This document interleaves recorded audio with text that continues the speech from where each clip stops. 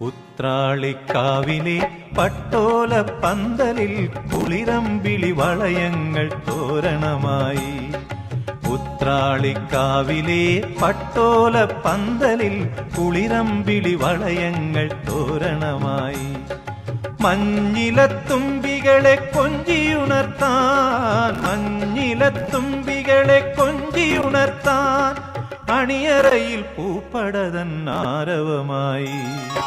ഉത്രാളിക്കാവിലെ പട്ടോല പന്തലിൽ കുളിരമ്പിളി വളയങ്ങൾ തോരണമായി.